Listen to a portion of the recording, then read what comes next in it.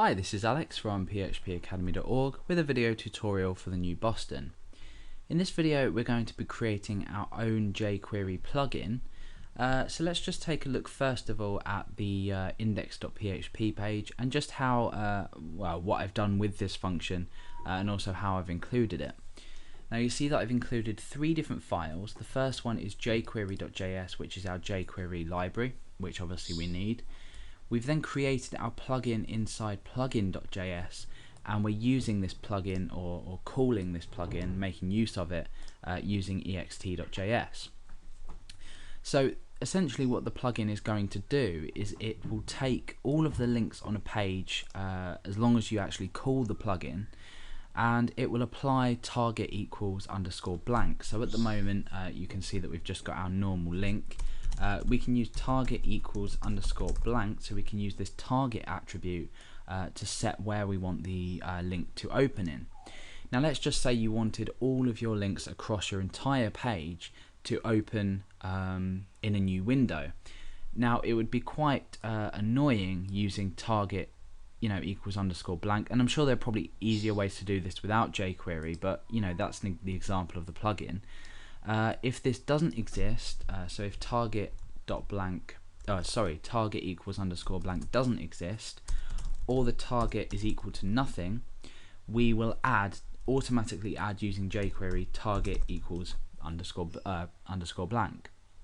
Now if it equals something like underscore self, we won't be applying the underscore blank, obviously, because the user might have predefined that they want it to open in the same window.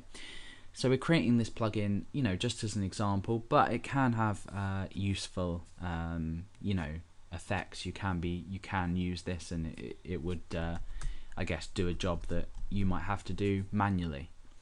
So let's take a look at it in action in our browser.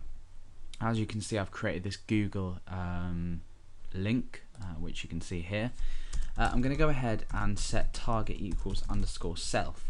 Now what this will automatically do is it will open it in the same window. Now let's go ahead and get rid of this and just show nothing inside of here.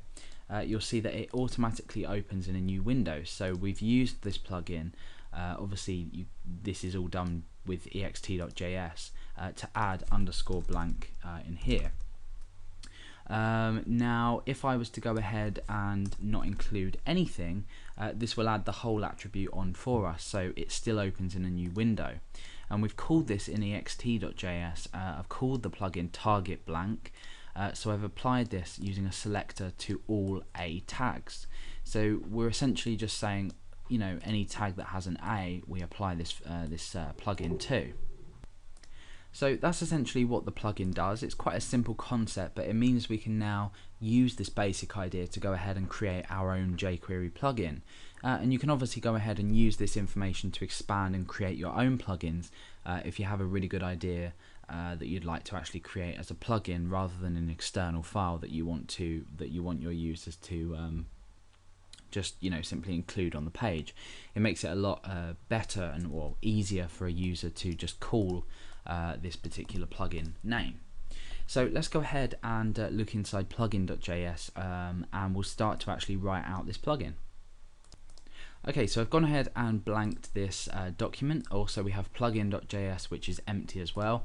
I've still kept the link here because this isn't too hard to create, so I'm not going to waste time by typing it out. But let's take a look at what we need to include once again. Obviously the jQuery library. Plugin.js is where we're going to define our function or our plugin and actually allow it to be used. And then ext.js is just going to take all links on the page, as we've already seen, and apply the plugin to it. So inside plugin.js we need to go ahead and outline the structure of how we're actually going to go ahead and create this function. So let's go ahead and start doing this now. Now the first thing I'm going to do is I'm going to say function and then $. And this gives us the ability to use this correctly as we normally would a jQuery plugin. Sorry, that should just have a parentheses there and parentheses there. So essentially we're starting out with parentheses like this, and then we're creating a function with the $sign, and then we're doing this and just pulling that down. So that's just how you might normally view this. Now after this we need to use jQuery. And essentially this means that we can use the $sign instead of having to keep referencing jQuery, and that clears up a lot of problems that we might come across in the long run as well. So there's information about that in the jQuery documentation, but you know, this is the way we would standardly do it. Now we need to create our function name, and we do this by using a $sign and then .fn, and then the name of our function, or the name of our plugin. So essentially a plugin is just a function, it's just called a plugin in jQuery. So if I do refer to it as a function, then think of it as a plugin anyway.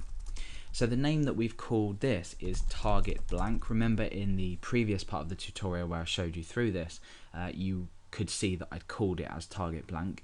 So this is the function name. Obviously it can't override any other function that jQuery has, so any other standard, you know, that's something that's standardly built into the library. So call it something unique. You might have a catchy name for it, or you might just have it something that, you know, does what it does, and in this case target blank pretty much says what it does.